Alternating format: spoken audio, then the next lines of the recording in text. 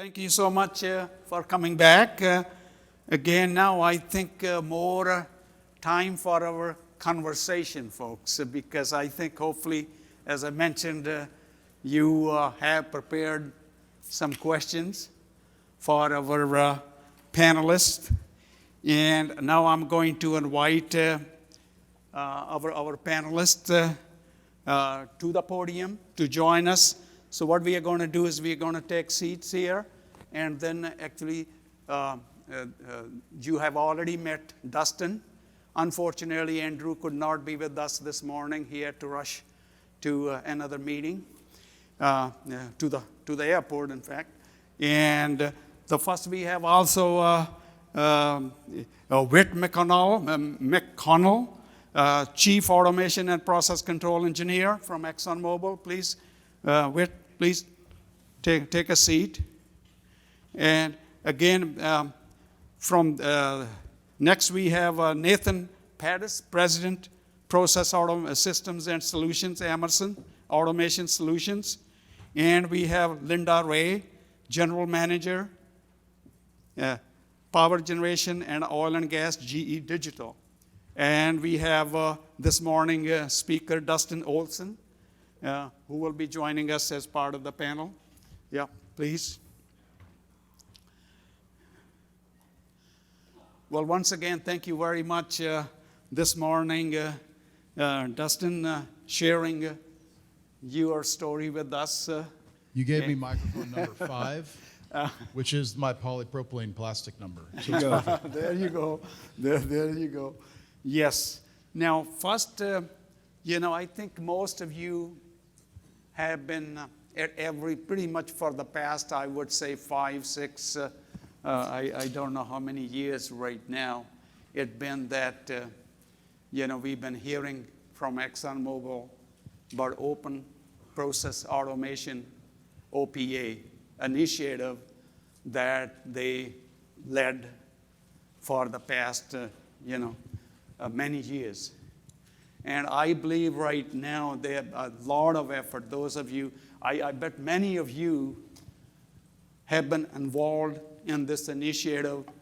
And at this forum, we have gathered every year, and there's a whole team. They have been working.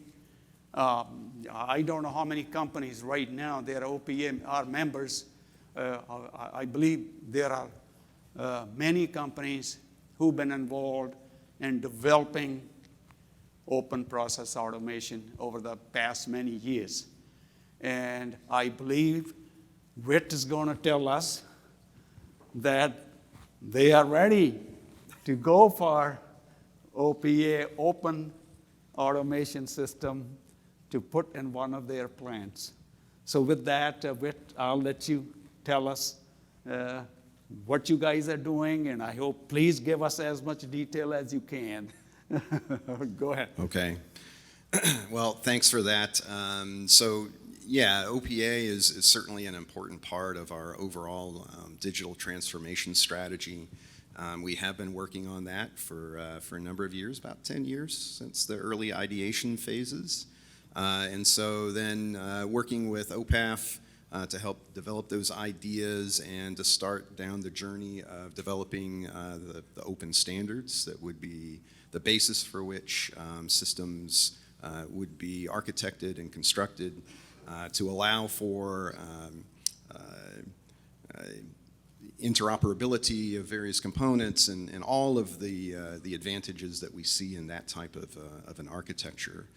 And we are currently pursuing a field trial of an OPA system at our finishing plant in Baton Rouge. So that's very exciting. So thanks for bringing that up. That is an important part of our overall digital strategy, but it's not the only part of our digital strategy.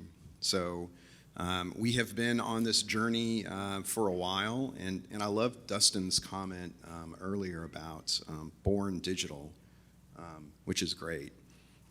My company's a little bit older, so I would say we were probably born analog. And so we're definitely in the big T part of the digital transformation. So it's a journey for us. We find a lot of value in all of the elements of digital transformation, aggregation of data, analysis of that data, visualizing that data has really changed the way in which we approach our business. So tons of value there, and we think we're really just scratching the surface. We see a drive for more data, and that's coming from different places. So we're starting to look at more sensor-to-cloud type applications.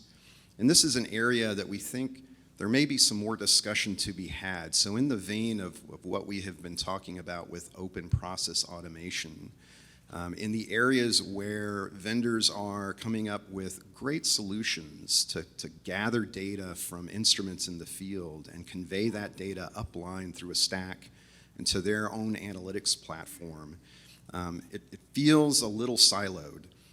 It's all kind of contained within a singular ecosystem, and it makes it difficult then to leverage that horizontally across a variety of applications. So we'll continue to talk about this, but this is an area that we probably want to explore. In the automation and process control space, OPA, of course, being a big factor. One of the other things that we've been looking at is leveraging IT-type capabilities that have been very successful in transforming that space. So modular software development and deployment using technologies like software containers, we think is going to have a place in the process control space. And so we have been working to develop platforms that can work in that world and enable our engineers to more rapidly develop value-adding applications and deploy them more quickly.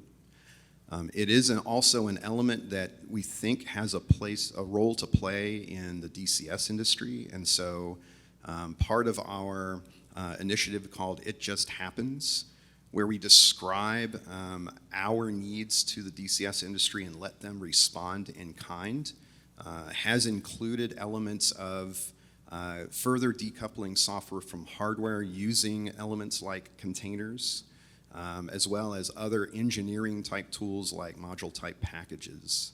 So this is an extension of some work that was done in the first iteration of It Just Happens, where we approached the vendors with some very specific problems, and they delivered technologies that have delivered a ton of value for us.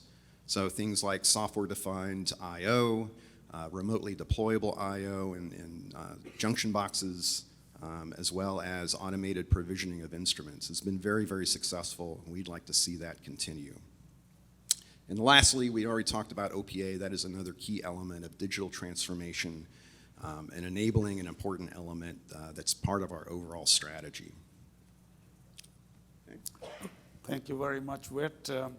Couple of very interesting, obviously, if you heard Whit's talk right now, he's talking some of the software lingo, folks, because software-defined networks and containers and so forth. So, yeah, we are borrowing more and more technology from the IT world, and that's great. Our next, I'd like to invite Nathan Peters to make a few comments about their digital journey.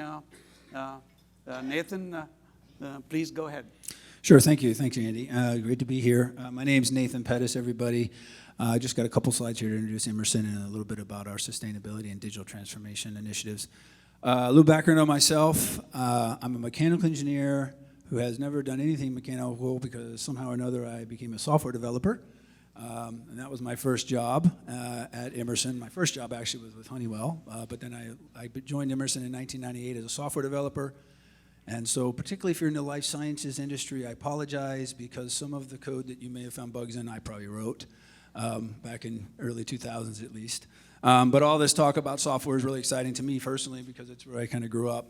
My current job is I'm the president of our systems and software business, so our DCS, our safety systems, mechanical reliability systems, asset management systems, and the team that designs and builds all of that software and product. Okay, if you just flip to the first slide here, I just got a couple slides. Most of you probably know a little bit about Emerson, just at a glance. Founded in 1890, about 86,000 plus employees around the globe, close to 200 sites, plus or minus. Two platforms, really, two business platforms. One is called Commercial Residential Solutions, which is focused mainly on climate and people, food quality, residential and commercial refrigeration and such. And then the Automation Solutions business, which is where we work with most of the people in this room, where we provide all kinds of equipment to automate large manufacturing processes like Dustin's and others. So that's the business unit I'm part of. You can see it's about two-thirds, about an $18 billion total company. 181 on the Fortune 500. One of the things I'm very passionate about is innovation. We'll talk about that today, I'm sure, a lot. I got to make this slide, so I got to decide what was on it. And one of the things I feel is really important in this industry is that we are always innovating, trying to develop new solutions that are disruptive. OPA is one. There's a lot of things out there that we have done in this industry over the last 20 years that have become standard in this industry, but have made the productivity that Andrew talked about over the last 20, 30 years real. So bringing analog to digital and so forth, and allowing us to have a born digital plant. And really proud of that. Emerson tries really hard to continually to do that. You can see 20,000 patents. But really, that innovation is really not for the sake, except to help drive the things that are right in the middle of the slide. So we were part of 3 of the COVID vaccines. Our software helped manufacture and develop and deliver those 3 of the 4 westernized vaccines. Super proud of that. I think we all understand how much that changed our lives. And then we have 20% of the global power generated around the world under control of Emerson software. And we have 200,000 miles of pipeline. Those are the kind of things, as Dustin was talking about earlier, his kids aren't interested unless he makes a bumper for Tesla. Those are the kind of things that make a real difference. And that's the purpose that I think we all in this room stand for and do. So a little bit about Emerson. Two main initiatives that we'll talk about today, I think, is sustainability. So if you flip to the next slide.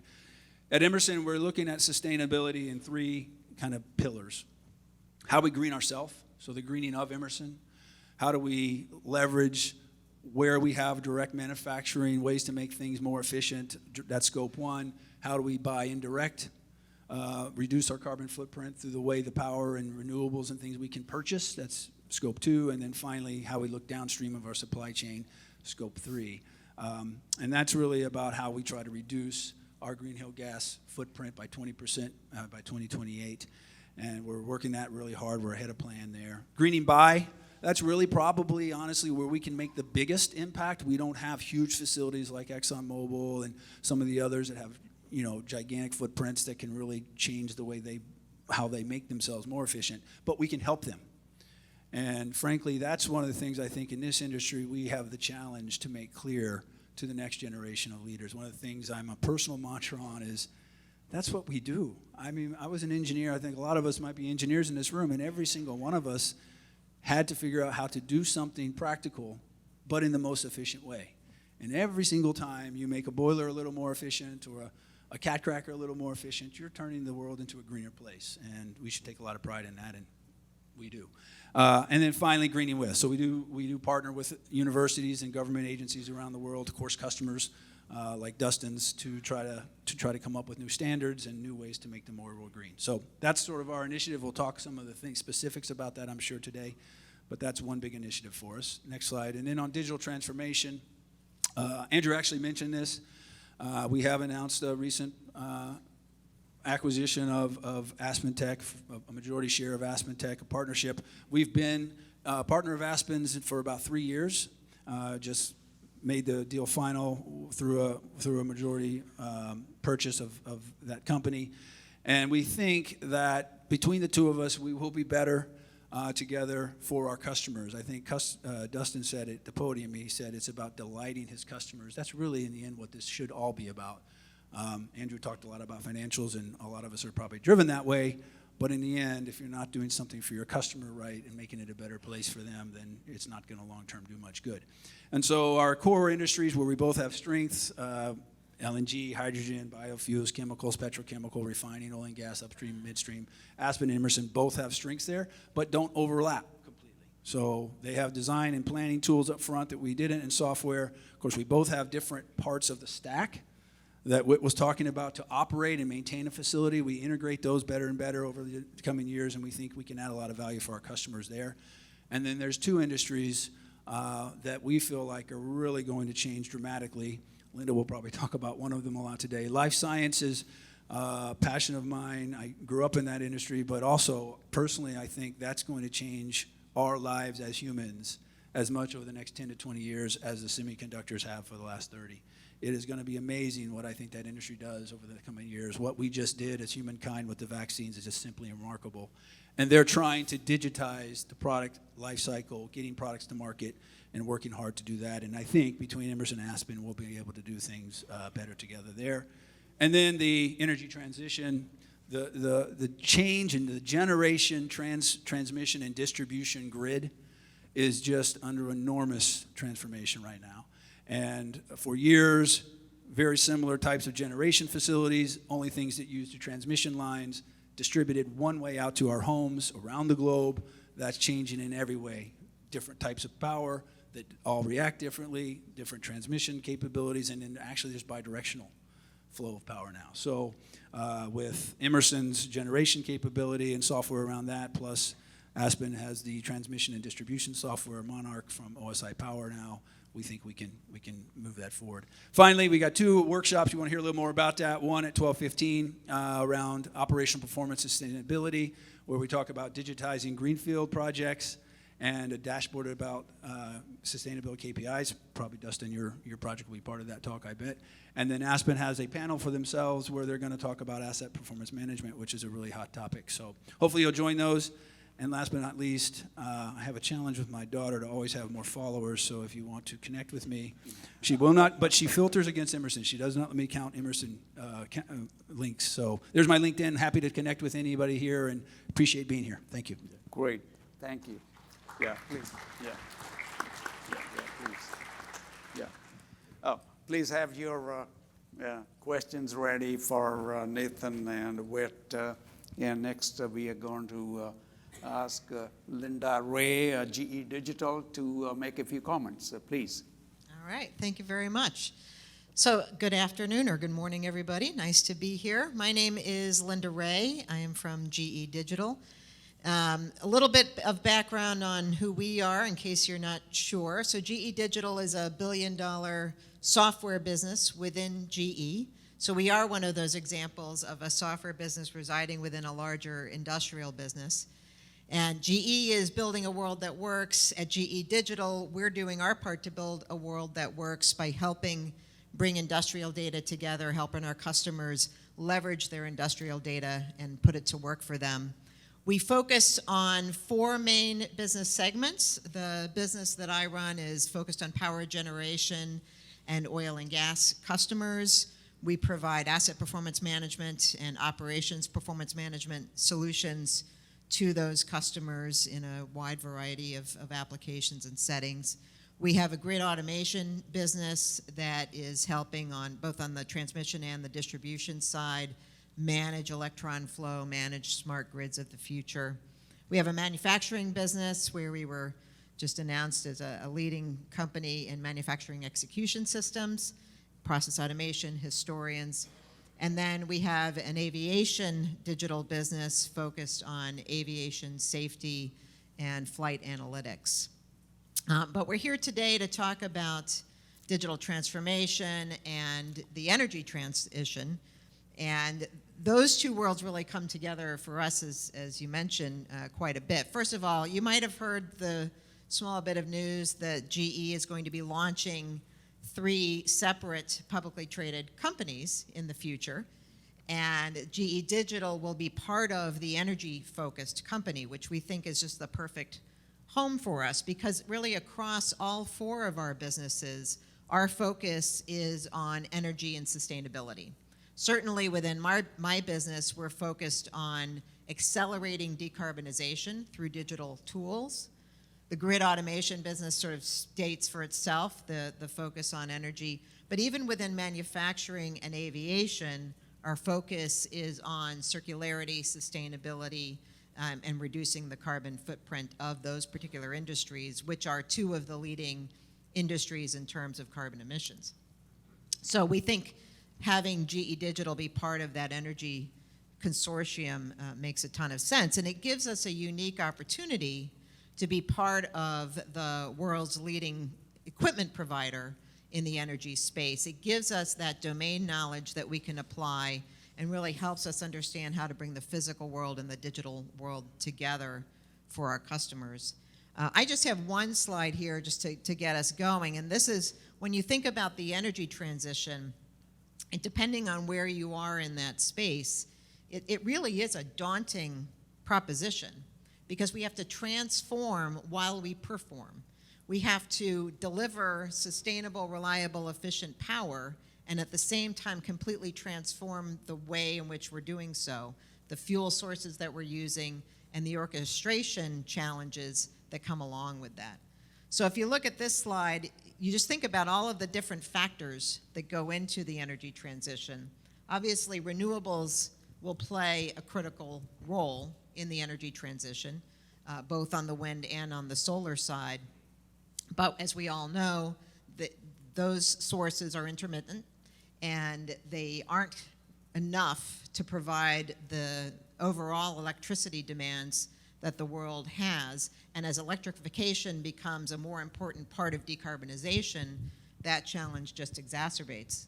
So we know that wind and solar will play a role, but we know that that's not the only source of power going forward. We know that gas will continue to play an important role going forward for decades to come, but the role of gas will change a little bit. It won't be steady state baseload production of power from gas turbines. It'll be more intermittent. It'll be used more as a filler to fill in for when renewables can't provide enough capacity. And so we're operating our gas plants differently in the future than we do today, and that requires additional digital tools in order to do that. Nuclear will continue to play an important role going forward, particularly small nuclear reactors. And certainly storage and hybrid solutions, which also help provide that filler to provide fuel when the renewables sources aren't able to do so. But then there are other aspects of our customer segments that also are involved in the energy transition. Mining and materials play an important role, and there is renewed focus on new materials in the mining industry that are required both for electrification but also for some of these other technologies that have to come into play to provide storage technology. Certainly the oil and gas industry is going through a dramatic transformation, and I was pleased, I think, to hear about the opportunity that we see for the oil and gas industry to spend even more on software going forward. That was a good thing, so looking forward to seeing that impact my business, selfishly. But at the center of all of these things, we think digital technology really is the catalyst and the accelerator to making all this happen. I like to explain this as the ultimate multivariable equation. When you think of all of the different fuel sources that have to be orchestrated both on the generation side and on the transmission and distribution side, and then the utilization of all of those different fuel sources, the generation of different technologies for leveraging the electrification of the grid, and then the requirements around emissions to reduce emissions over time, all three of the scopes, that's a pretty complicated equation that you need analytics, you need machine learning, you need artificial intelligence to help navigate. So looking forward to the conversation today and happy to be here. Thank you so much, Linda. Yes, thank you. Yeah. Well, we have already heard from Dustin, and I'd like to start with the question for the panelists here. Over the last couple of years, we have seen a lot of disruptions. And right now, clearly, every company has been on the digital journey. My question is, how did these disruptions over the past couple of years, how has it changed your initiatives towards digital transformation, or obviously right now sustainability, as Dustin talked about, is, just as important, for our younger generations and what's going around the world. So if you could maybe talk about one or two, perhaps, changes to your journey, digital journey you had to make. How did it all impact your digital journeys? Maybe, Dustin, we could start with you. Yeah, I would say that the time our company just emerged as a public company about a year ago, and so we've really been on this like steep growth path. So as we've been scaling our technology and our plants as well as our people, it all happened during COVID, and so it's pretty challenging to do that out of the gate. But what I'd say is that adopting a pretty progressive style of work, as in open-minded to hiring people around the country as opposed to moving people to a specific location. That gave us an advantage to hire the best people no matter where they were. I would say from a digital strategy perspective, we jumped into that out of the gate, and so it became, this is who we are, this is who we're going to be. So I don't know if our digital transition, our digital strategy changed much as a result of what's happened in the last couple of years, but we had a burning platform to do that out of the gate. So, but certainly, I guess from a recruiting perspective, we were open-minded, and that was enabled through all of the online tools that we all quickly adapted to. And I think that that's kind of a foundational thing that broke the ice for people to realize this thing is possible, and we can do things a lot differently than we've done in the past. And I think that connects people to the idea of digital is good. So I think generally it's going to accelerate the idea of digital, just because everybody in the world, 4 years old to 85 years old, immediately got introduced to digital through the ways of communicating the last 2 years. Thanks.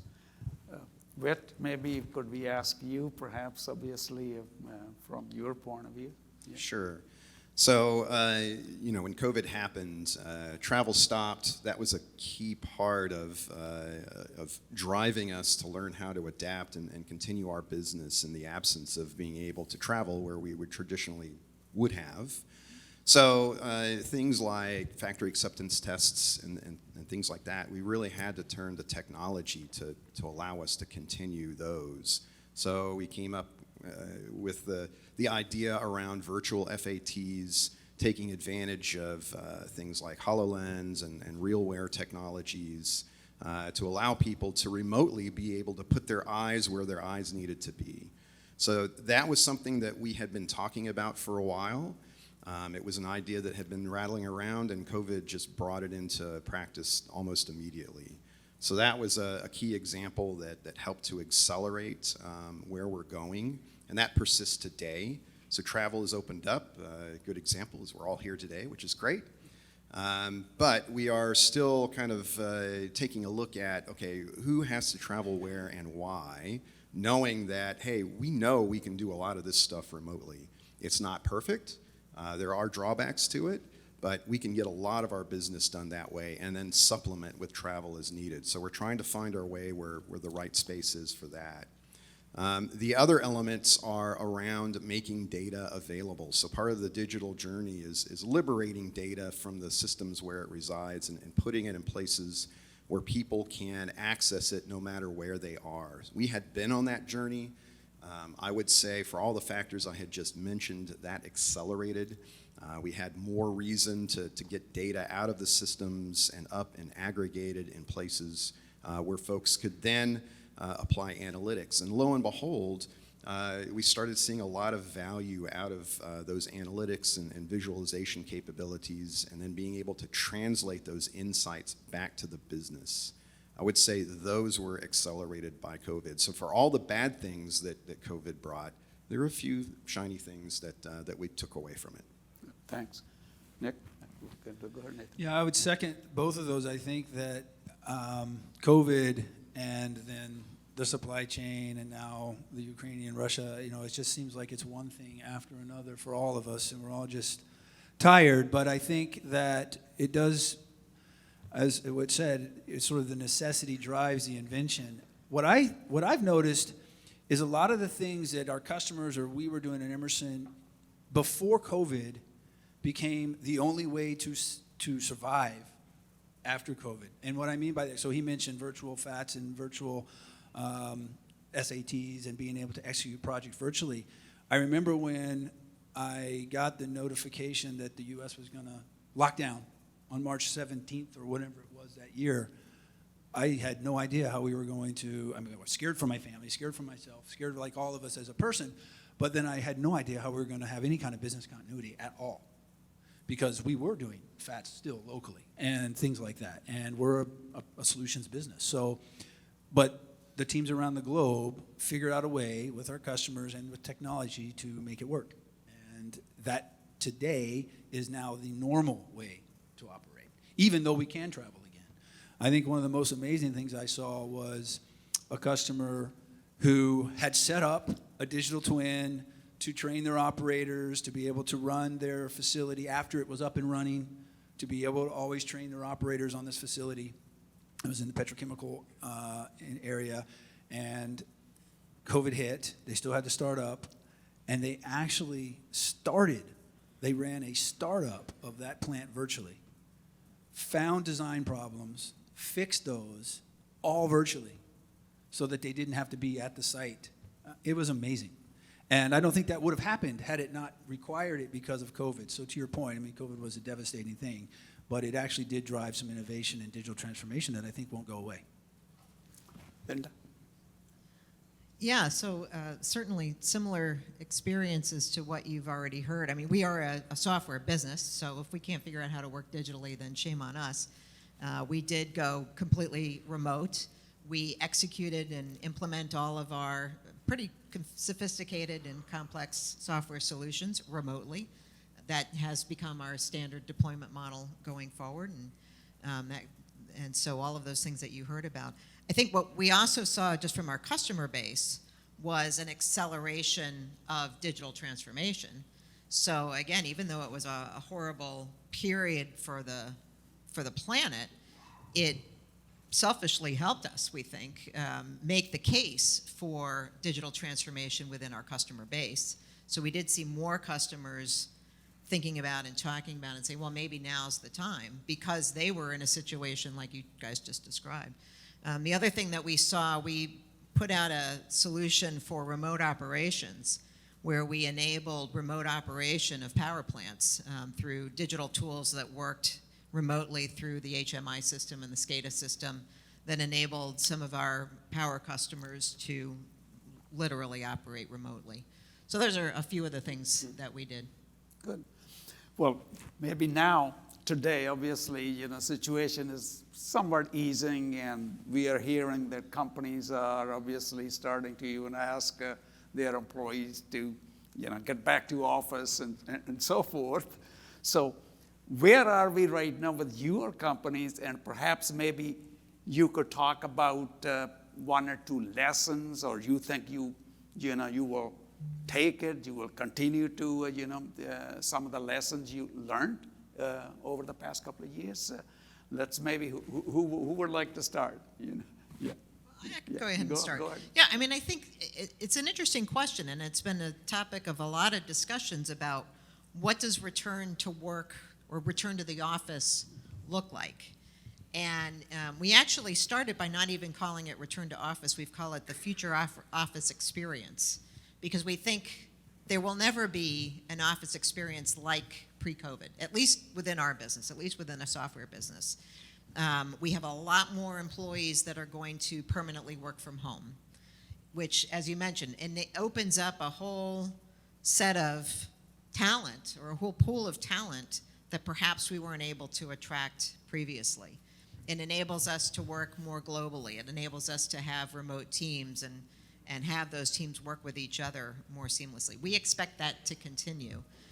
We will certainly have some offices, but again, a lot of our smaller offices we've closed, and we think our employee base enjoys the flexibility of being able to decide when they want to come together, and then giving them purposes, reasons to come together. Because just having somebody drive into an office to sit in a cubicle and stare at a screen when they could sit at home and stare at a screen, it's kind of silly. So we're looking at ways, how do we make sure that when we do bring employees together in an office setting or in a face-to-face setting, that we're taking full advantage of that interaction and really leveraging the creativity and the relationship building that comes as a matter of being face-to-face. I think that's our biggest thing. With our customers, we're seeing some of the same things. We'll continue to work with our customers in a hybrid fashion, both face-to-face and virtually. Thanks. Go ahead. Yeah, very similar. We have changed the way we work, but it's on a job-by-job, location-by-location basis. Some jobs can be done completely remotely for sure. Some jobs you have to be in the factory floor to be able to do your job. So it's a little different depending on the site. But I think the thing that I personally learned through this process was it was fine. I mean, I said it. I was really not sure how we would innovate, how we would collaborate, how we would be able to do the things we needed to do to serve our customers through a time when everyone had to be wherever they were, locked down. And the tools came through and the people came through and we were able to succeed, which has taught us that I think we can continue to operate in a more flexible way. And I think that will persist for a long, long time, which has all kinds of advantages. It is important, though, I think, too, when you do get into the office, that we're looking at ways to have collaboration days. There's some innovation that is just better spur of the moment.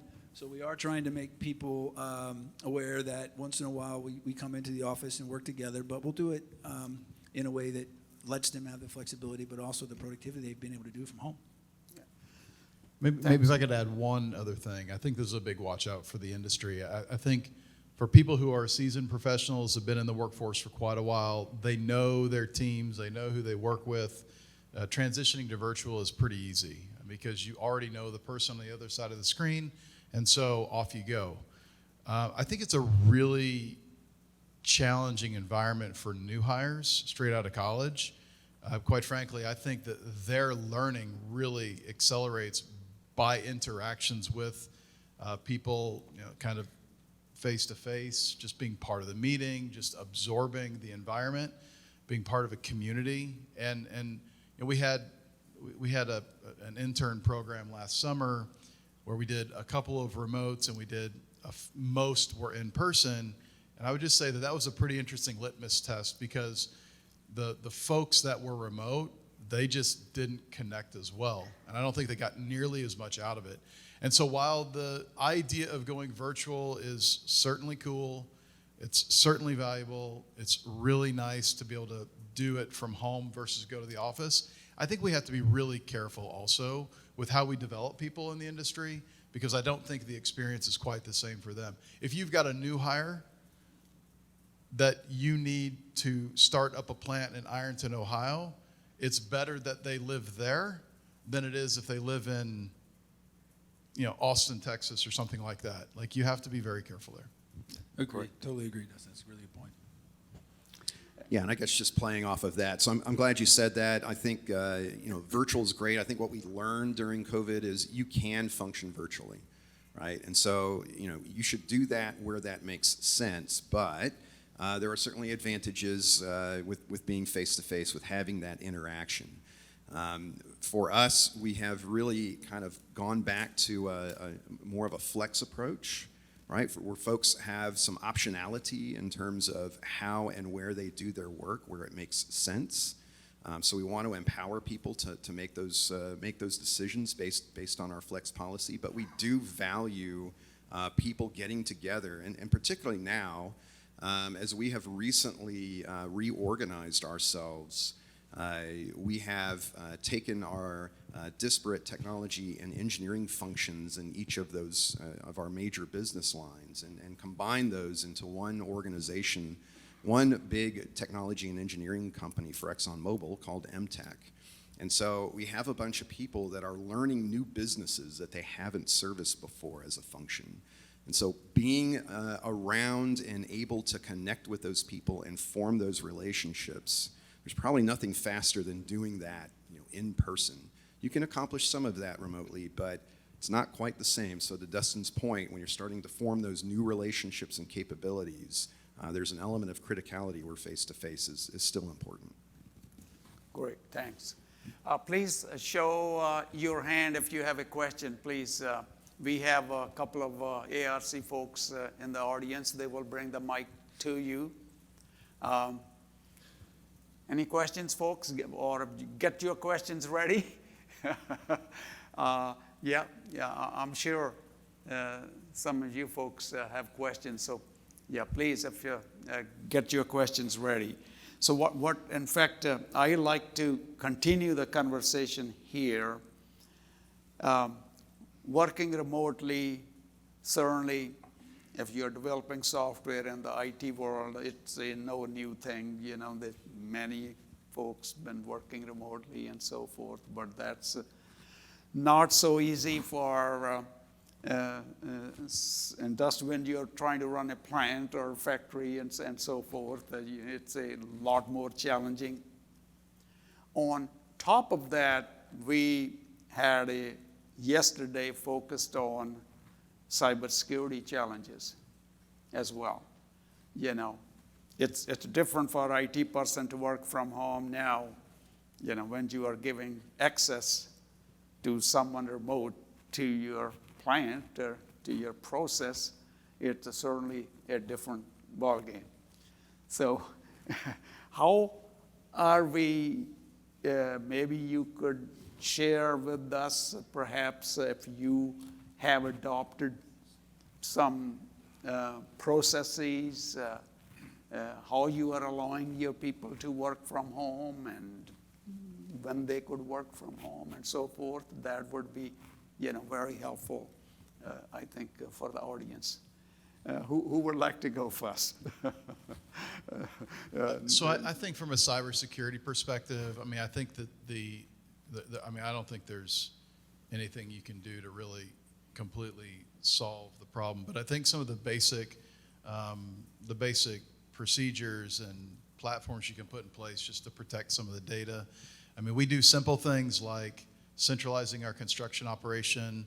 You know, we don't want drawings on paper, we want drawings in digital, so having people with iPads versus paper, I think that's a little bit easier to keep track of. It's not perfect, but it's good. And then I think just with respect to the way people work, I mean, maybe this is very tactical and simple, but the idea of sharing as opposed to downloading, the idea of blocking, you know, say files emailed to personal drives or the ability to put onto USB sticks and things like that. I mean, we try to put in some of those basic things, but I think the point is the more of a digital ecosystem that you build that enables people to work effectively inside of it, then the less likely that they are going to want to get outside of that, and then you can protect what you need to do. Yeah, go ahead. I would just say, I think that, like we were talking earlier, I think a lot of the things, we were working remotely before COVID to some degree. So we had access to, at least at Emerson, I'm sure a lot of companies here had, people could do email from home, people could do WebExes, people could do team meetings, et cetera. I think COVID just forced it at a much higher scale. And so at Emerson, we basically started some trainings, making sure people really understood, tried to embed the cyber awareness of kinds of attacks you can get. It's still today, it's the most common way to get hacked is someone accidentally gives their password away to somebody who was unexpectedly trying to take it. So we did a lot of training. Of course, we had the technology that we were already using that we had to scale. So, but overall, I feel like from a workplace or an employee inside of Emerson perspective, it didn't change a whole lot. The industry, of course, is changing dramatically in how they're protecting the systems. That's a different topic we can maybe talk about. But I think through COVID and remote work, it was really just a scaling thing more than a new technology. Good. Yeah, I would agree with that. I didn't see like a step change in what we were doing from a cybersecurity standpoint during COVID, even though we did have a lot more remote connectivity. But again, we were doing some of that before. So yep, the scale's a little bit higher, but it's the same techniques, it's the same mitigations, it's the same strategies. So continuing to be vigilant on a cybersecurity front, that's going to behoove all of us, no matter how we work. If you're going to have to support remote access by either your employees, service providers, vendors, what have you, you're going to have to make sure that the protections are in place to protect your assets. Yeah, not much to add other than I think we pay attention both to, obviously, the cyber security of GE's data, but also from a customer perspective, we have to be continually investing in the cybersecurity of the software products that we deliver to customers. And constant vigilance is kind of that's the best way to talk about it. Every day there's a new threat, and you're just constantly working to stay one step ahead and staying smart and staying nimble and being aware of all of the different sources of infiltration that can happen and shutting down the doors as quickly as you find them. Thanks. I think we have a question over there. Go ahead, Yeah. sir. Please state your name. Yes, this is Dennis Brandel. This is a question about something I've been seeing over the past couple of years. It's kind of a stratification, an increased stratification of the workforce, because we have people who have to be on site. You know, I do a lot of work in pharmaceutical, chemical, oil and gas, et cetera, and people have to be there. And then you have the engineers, which most of us are, who don't necessarily always have to be there. How are you handling the fact that that stratification is going to cause issues associated with people feeling like, why can you work at home and I can't? Bingo.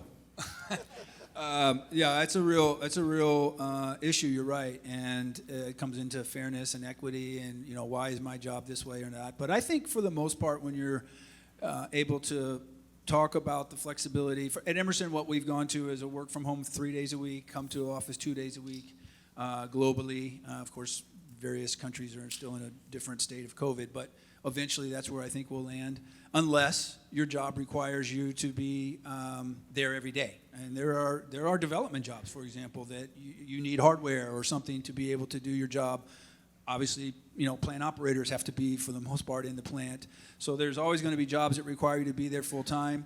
But I think what we've looked at is on a job-by-job basis, trying to be as flexible as we can. And I think for the most part, employees understand it. It was rough at first, I think, getting that, kind of fairness. But I think it's gotten much better. Yeah, we're a software business, right? So to some degree, it's hard to argue that there's any job that needs to be in an office, because for the last 2 years, we've completely operated remotely and been just fine with it. We don't have a physical factory that needs to be staffed. But we will be, as we open up our offices again, we will be encouraging people to come into the office for a couple days a week.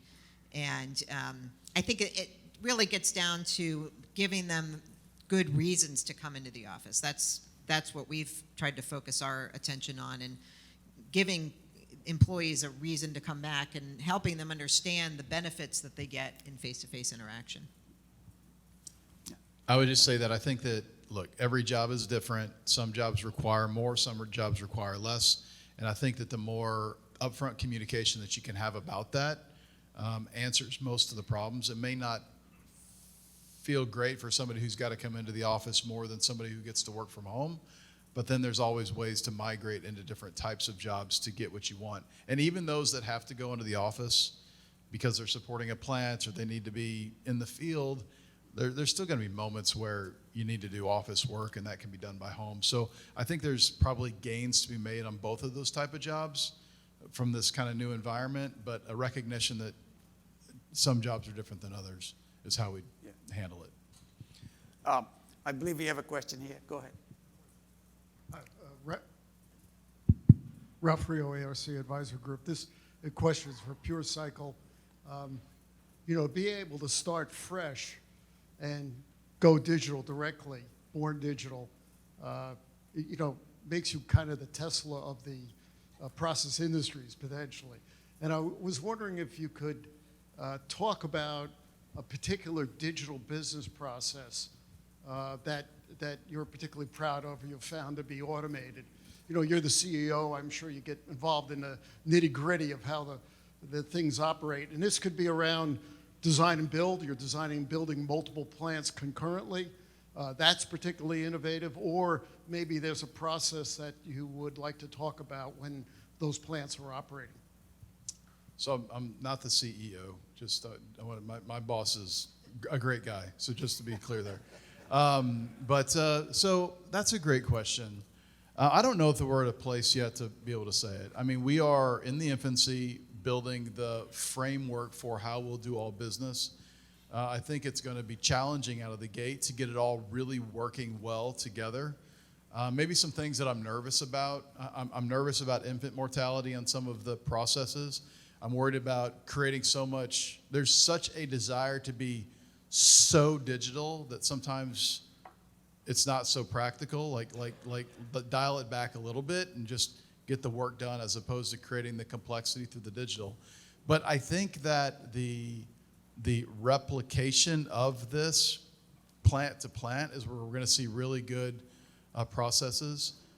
From my perspective, I mean, we're scaling a business, we're scaling a technology, we're building all the processes from scratch. So it's not even just about the digital. It's about building the work processes efficiently so they mesh with the digital in a good way. A lot of times the reason the transformation is so hard, it's like, yeah, we could go do that, but this division's work process is like this, and that division work process is like that. They're all different. How do we find the solution that fits everything?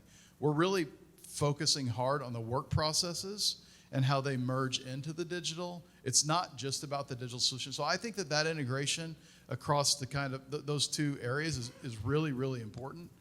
But we'll see how it works. I think that we're going to grow along the way and get better as we start to implement this. But I think we have a good foundation to work from. So If I could just jump in. Yeah, please. Because you hit on something that we see a lot with our customers, which is the biggest challenge that they have in digital transformation isn't so much the technology, it's the change management of the underlying workflows and work processes that also has to happen that many of our customers underestimate. And that's where we find the need to help our customers move forward. We actually coach them on, these are the things that you're going to have to think about. This is the change management process that you're going to have to go through in order to get maximum value out of this investment that you're about to make with us. And if you don't do that part, we can do our part, but you're not going to get the full impact. So it's a really important part. Yeah, and I think maybe one of the things that we work hard on, because it is a fresh out of the box type company, so we work hard to not customize. Okay, we work hard to find the solution that best fits what we want it to do without making it PCT specific. Okay, because that allows us then to integrate our work processes into that more seamlessly, and then it also allows us to manage it long term, the life cycle of the project more efficiently. But we put a lot, and we're not perfect here, we've got plenty of areas to improve on the work process side, but we put an awful lot of emphasis on getting that part right at the beginning and then find the right digital tool to layer into it. Because if you misstep out of the gate on that, then you're not going to get there. Thank you. I believe we have a question here.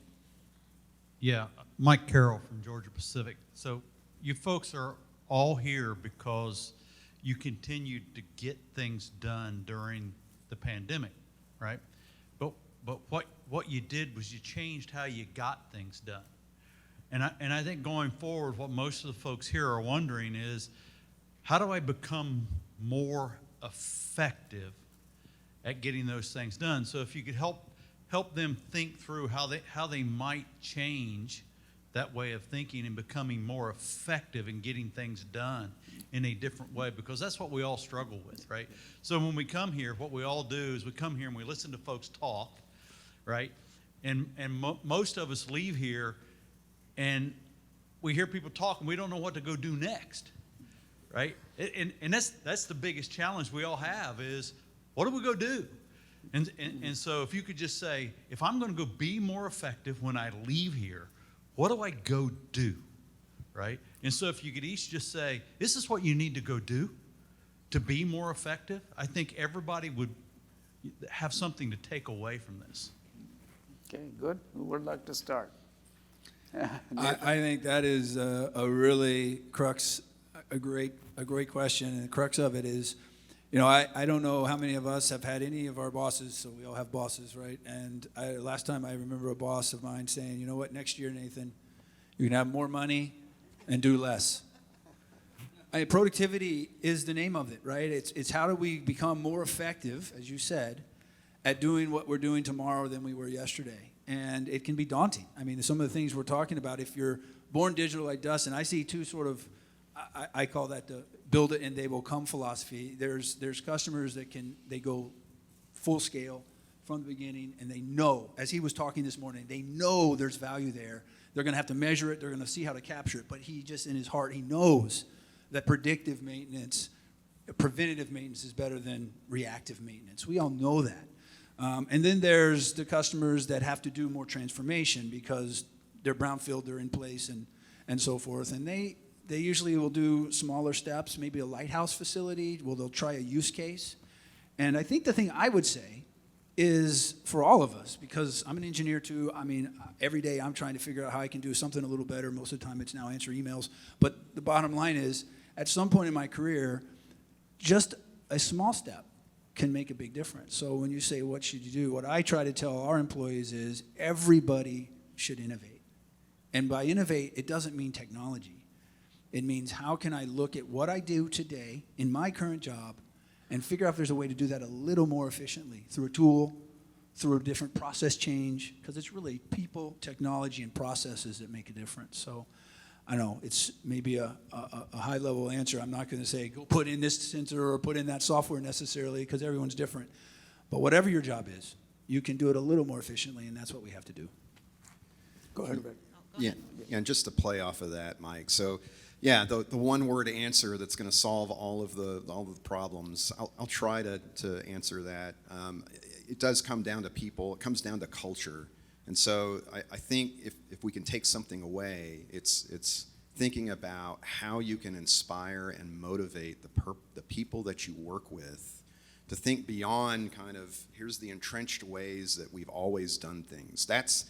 That's what we have to get beyond to get to the next level is give folks the right tools, the right capabilities, talk about what good can look like, and then empower them to get there and build a culture that supports an innovative mindset and supports everybody contributing to that cause. It is kind of a high ideal. It's not perfect. It's hard to put in practice, but I think that's an area of focus. At least that's the way I think about it when I'm back at my shop.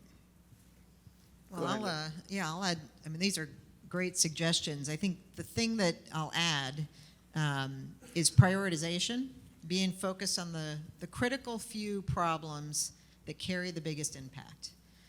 Because there's so many things you could do. You could do something every day and not get anything done. So being clear on what your priorities are, being clear on what those critical few are, and then we employ a lean methodology. So being clear on what that problem is you're trying to solve, what the root cause of that problem is, what the specific countermeasures are that are going to address that root cause. So that you're not just doing things to do things, you're doing things with a clear understanding of what impact that action is going to have on the root cause of the problem you're trying to solve.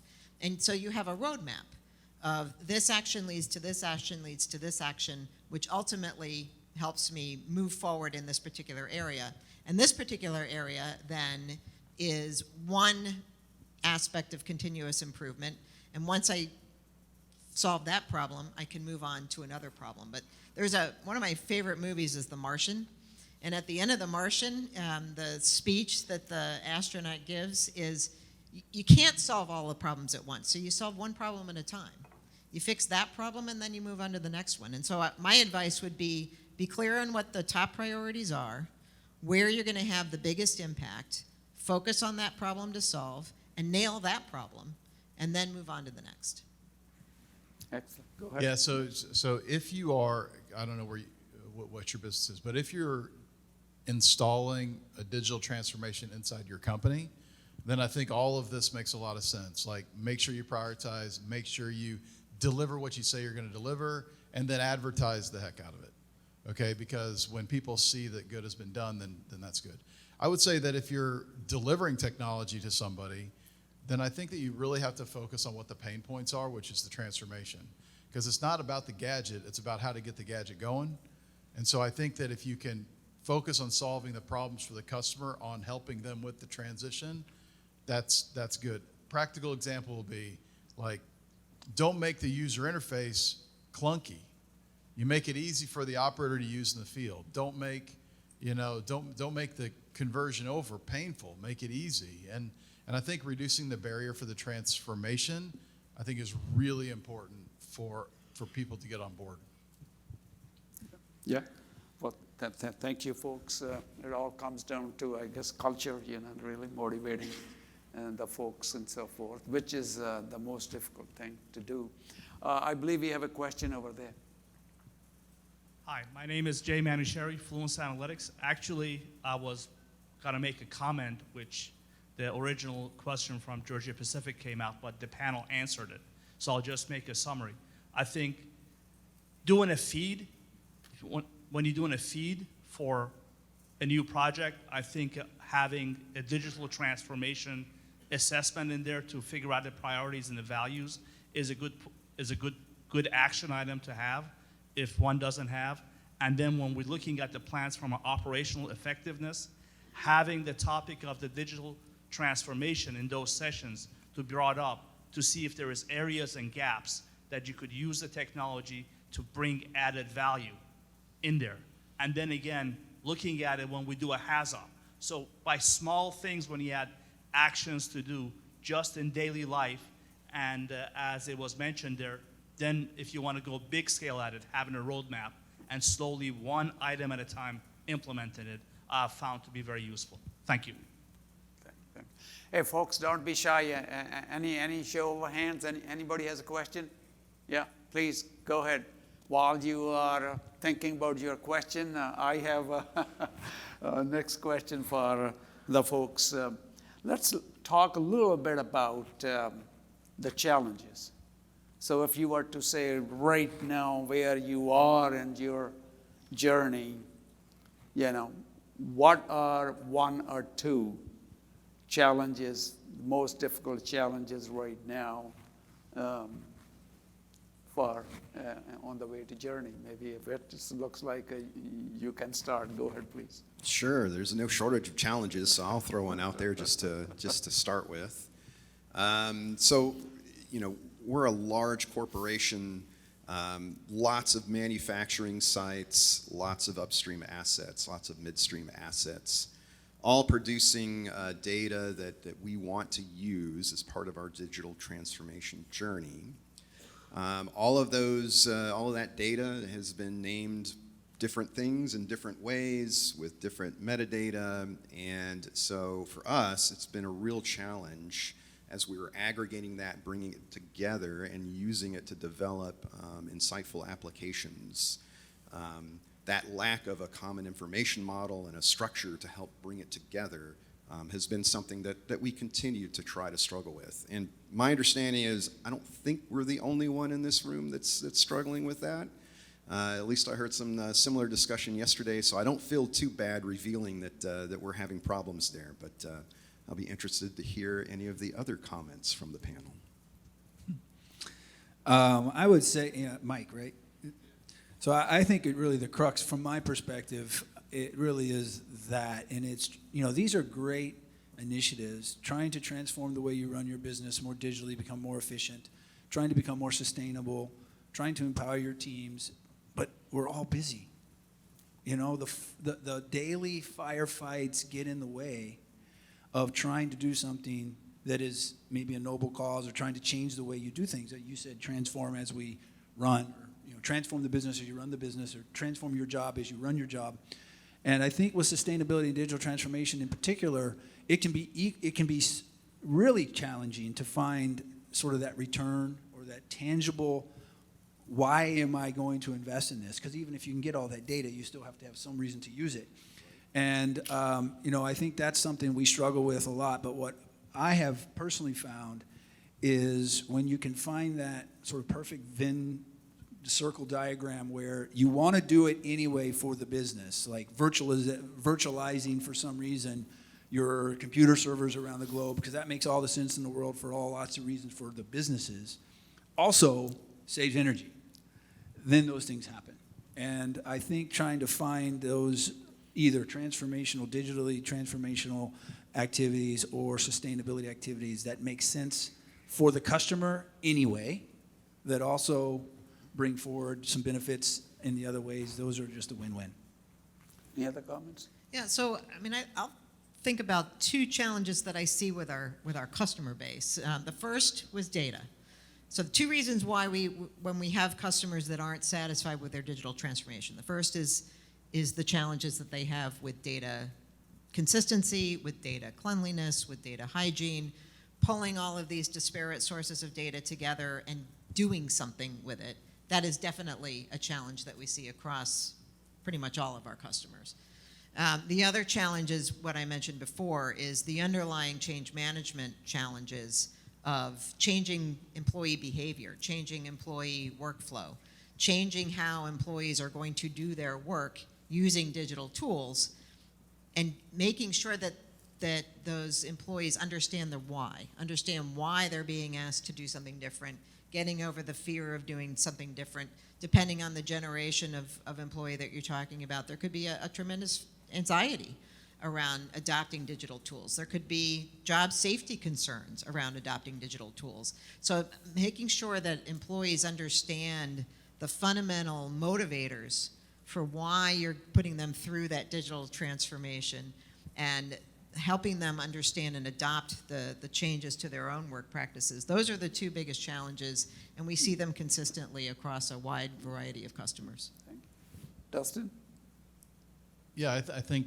Look, I don't have a whole lot more to add to that. I think all of that makes sense. I'm just really thinking hard about your question. I think, and Andy made the comments about culture. I'm trying to. We came out of the gate saying that we're going to be born digital, and I think that set a really unique tone inside of our company, to where people were like there immediately before they had a chance to not want to be there. So I think that was good.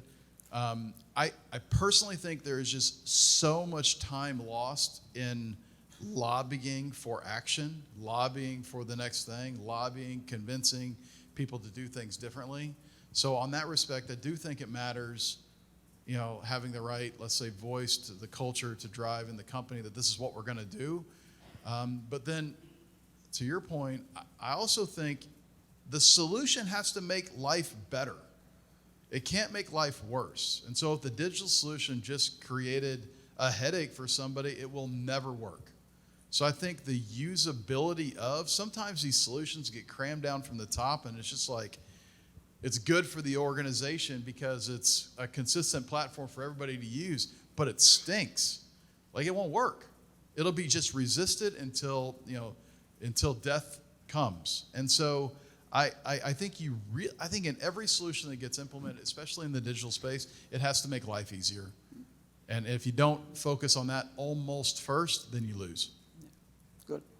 Thanks. And I find those grassroots development, things that were sort of developed in a function in the organization are the ones that actually stick. I think, to Mike's point, I think there are things that will come out of all of our organizations that are changing the way people work, and those stand.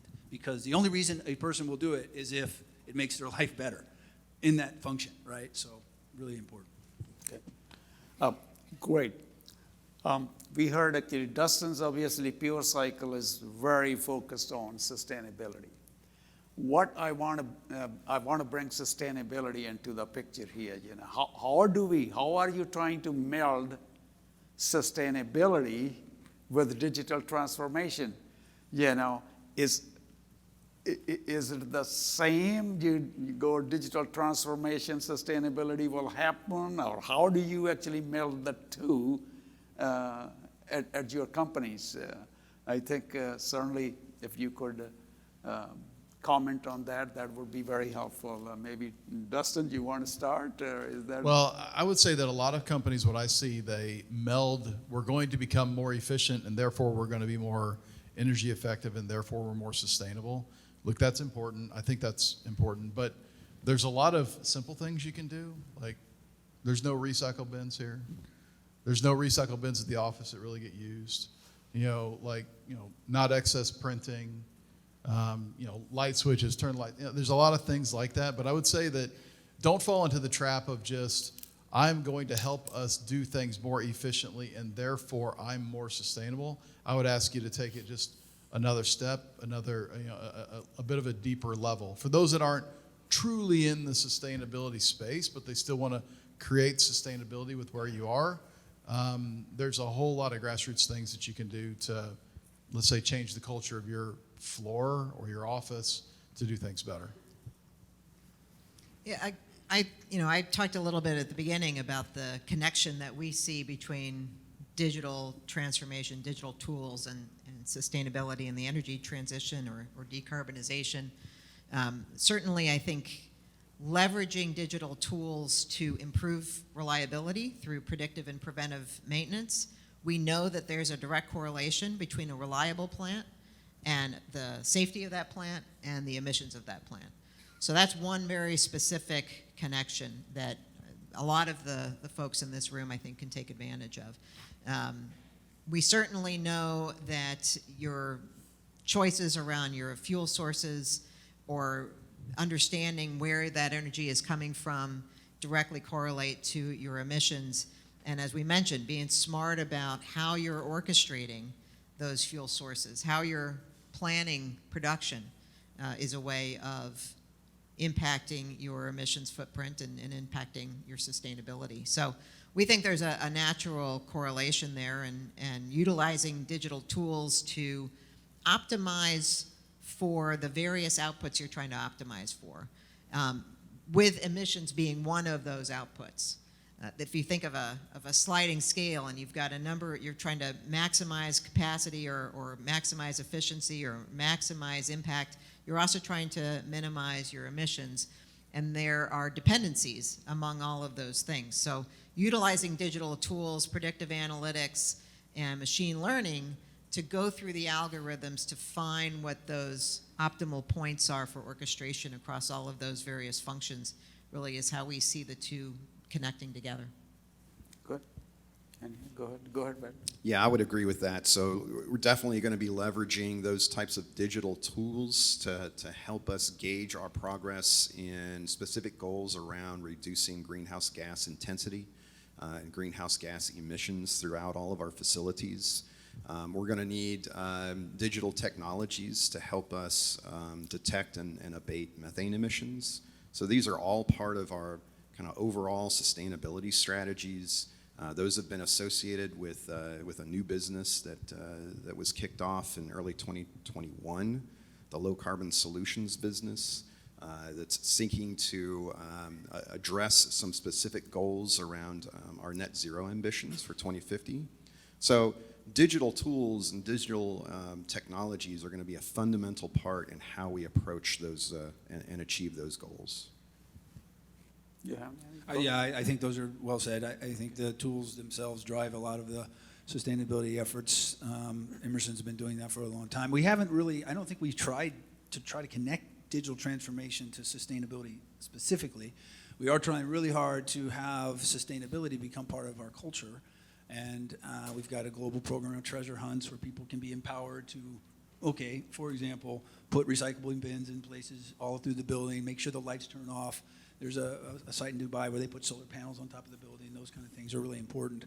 I agree with Dustin. You know, it's really important to, sustainability is an initiative that starts to feel like a cultural shift, which is really important. But I also still believe, I was talking to a group of graduate students not too long ago, and they were all talking about where they were going to go work and how they wanted to make sure they could make a difference. And I said, well, what are you studying? He said, well, we're working on this conveyor system, and I figured out how to make this motor run at 500 kilowatts versus 1,000 kilowatts. I said, well, okay, you just made the world a little greener. I mean, that's what we do, right, in this industry. So I think they are just inherently connected.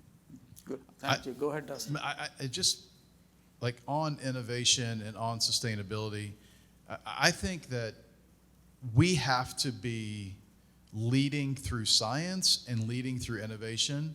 We can't wait for other people to say, give us a subsidy so we can do something, or give us the mandate to go do something, or, okay, I guess consumers really want this, I guess I'll give it to them.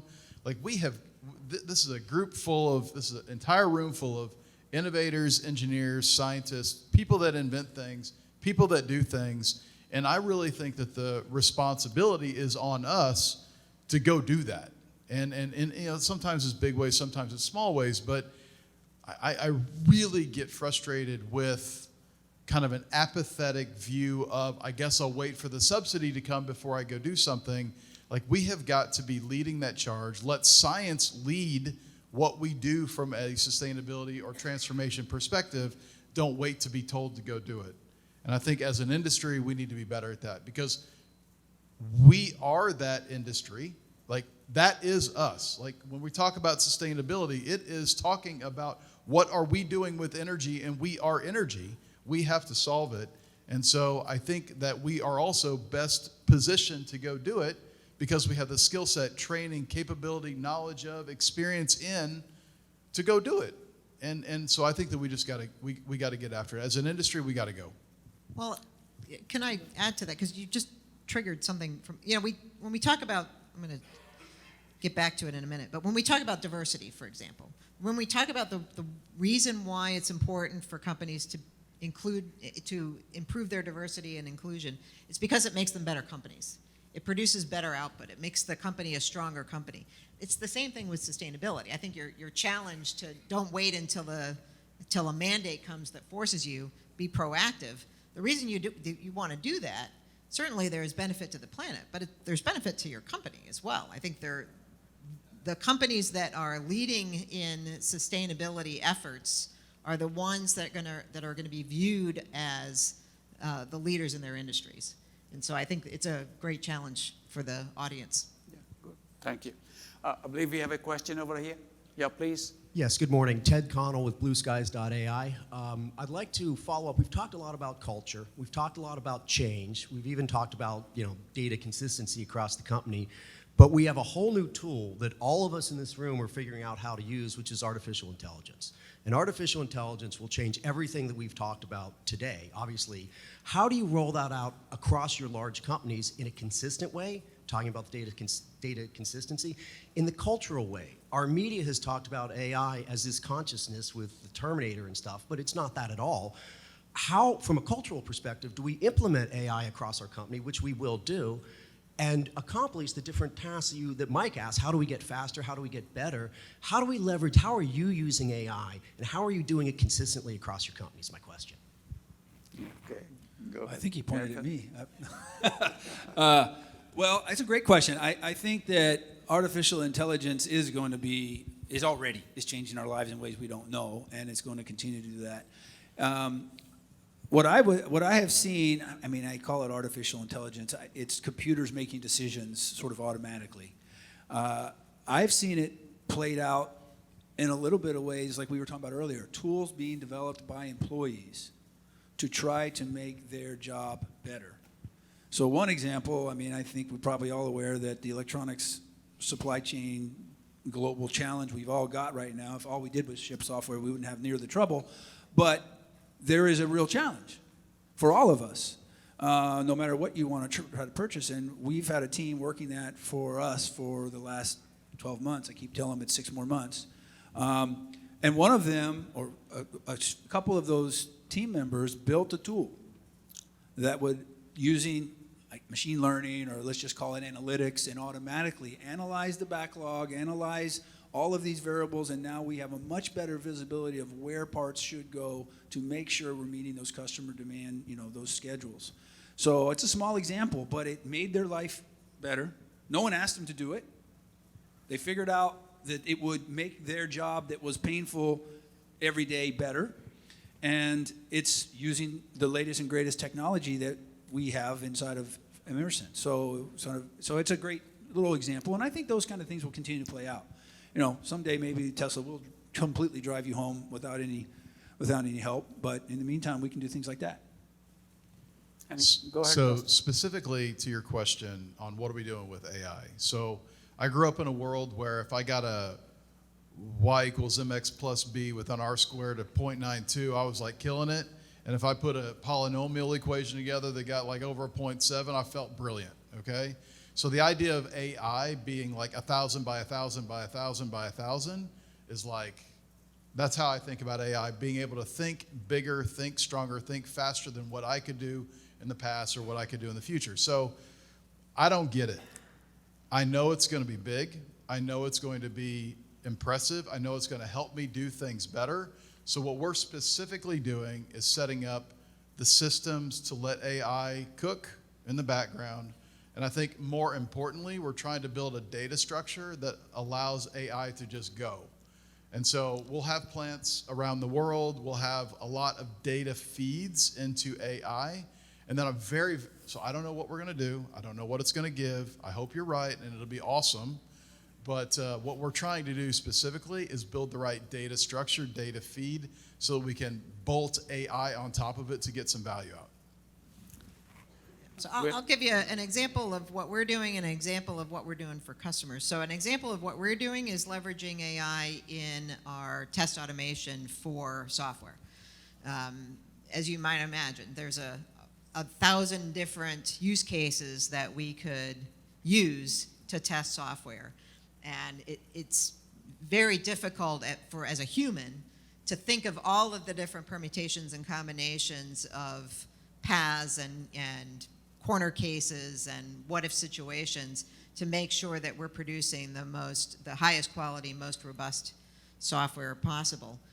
That's where we leverage AI internally, is to make sure that in all of our test automation that we are, and we're trying to be much more user-centric than we've done in the past as well, because it's one thing to test the theoretical aspects of how software is supposed to work, but you really have to think like a user, and then think like a poor user who ends up doing stupid stuff and tries to break the software. And that's what we try to build the intelligence into the test automation to leverage.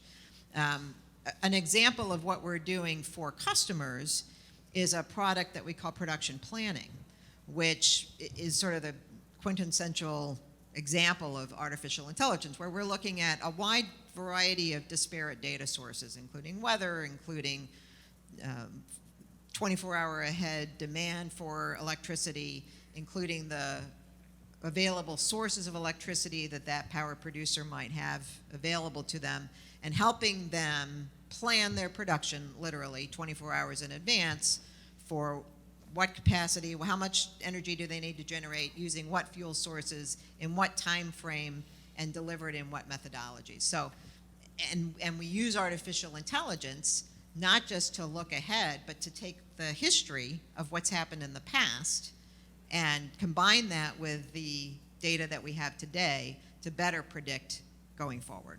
Another example would be what we do with preventive and predictive analytics for reliability.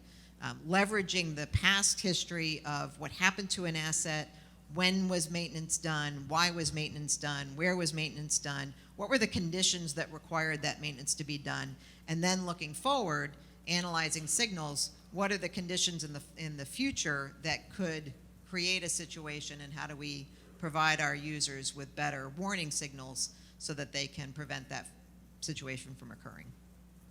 Go ahead. Sure. So we've been looking at AI, machine learning for quite a while now.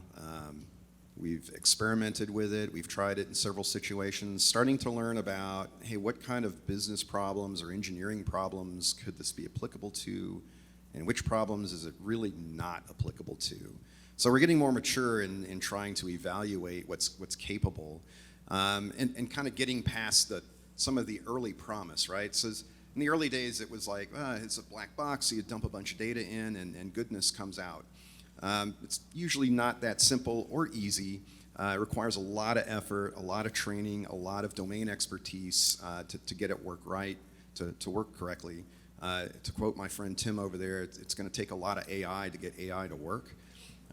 So we're in that discovery phase. We are interested. We think there's, from a process control standpoint, I look to AI as a potential benefit for operators to help reduce some of the cognitive burden that they deal with. Looking at screens just full of alarms and data and trying to distill that down quickly. I mean, that's what the human brain is good at. To the degree that I can leverage some of these new compute capabilities with artificial intelligence to take some of that burden off the operator, I think offers some promise to help each of my operators operate as if they were the best operator in the plant. So we're looking at seeing what we can do in that area, but some of the issues around AI are around the explainability of it. So you might have an AI algorithm that says, all right, you should turn the valve this way, and you go, why is it telling me to do that? That makes no sense at all. And for those of us that have deployed advanced controls for many, many years, we know that if an operator doesn't believe it, he's not going to do it. He's going to turn that off, and he's going to do what he thinks is right. So those are all challenges. So in deploying artificial intelligence, there's going to be an element of trust that has to be gained, particularly in critical applications. And we're still figuring out how we're going to get that trust. I mean, I think what we just said is really on point. I think pattern recognition is going to be the thing in this industry, because this industry does take a lot of domain expertise. It's not a black box, throw a bunch of information in and here's your top 10 search results on Google. I mean, there's expertise. But what we're seeing customers start to use is exactly like you just spoke when they're training operators. To have it sort of sitting, watching, have it already talking about it like it's a thing. Having a pattern recognition AI tool watch what happens and then be able to sort of grade that out offline. And then you can start to see if there is a better way to operate the facility. We have one quick question, the last question. Yeah, go ahead, sir. Okay, thank you. I'm Carlos Mandolese. I'm from the International Society of Automation. I think it's a great discussion. We are talking a lot about new technologies like AI and sustainability, digital transformation. I'm glad to hear about change management, and so my question is about people. Say in ISA, we're listening a lot of our members saying, yeah, it's great, all these new buzzwords, new technologies, AI, but it's not clear for a lot of people how to use that. So some people, I think they are scared. So my question is, say, what are you doing, say, if you are an end user, say, to train, to make your employees understand, or if you are a vendor, how you are really helping your customers to understand the value of this? Because in the end, for me, say, the transformation just happens when people learn and change and how to use this technology. So it's a complex question. Let's see if we can answer. So let me ask you here. this. What kind of phone do you have? You have an iPhone? no. Okay. You have a Galaxy, Samsung, let me ask you Android, this. yeah. How much time did you spend reading the instruction manual to start up your phone? There's no manual. 0. So that's what we need to get to. I think these ideas of massive training, lots of learning, teach people how to use the tool, archaic. People don't want it. Their attention span is like 15 seconds. And if you don't capture them in the time that you get that blue thing to circulate on the screen to connect your phones, you're in trouble. You lose. So for me, it's not about how do you train people. It's how do you build a tool that doesn't need to be trained on. How do you build a tool that's intuitive, that gets people into it and using it without like work? Because if the tool comes with a 48, 72, 138 page slide presentation on how to do something, you've lost. You'll never get a chance. I think you've got one chance to make an impression on people with a new tool. You got to do it fast. You got to do it right out of the gate, and it's got to be easy to do without a lot of instruction. Yeah, I mean, I couldn't have said that any better. So what we try to do in that context is spend a lot of time with our customers.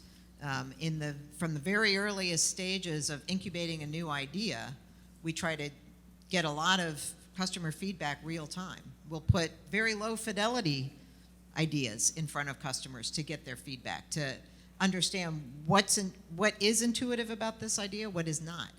When we think about our user experience and the design of our user experience, we are aiming for the kind of intuitive simplification that you talked about. We've got some work to do, quite honestly, in some of our tools to make them much more intuitive, to make them easier to use.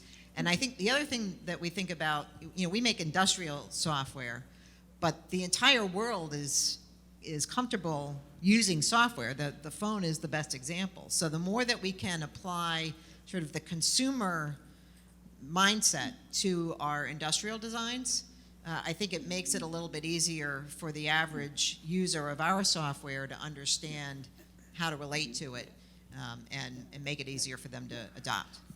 I think this is a very good message for all the suppliers in this room. Make your software, make your products easy to use that do not make much training. I think that's where we have to go, because in the industrial world, that's the operator's problem. Something happens maybe once in a blue moon or something, they don't know what to do. So I think this is a good place for us to leave. Please join me giving our panelists a big hand. Yes, thank you.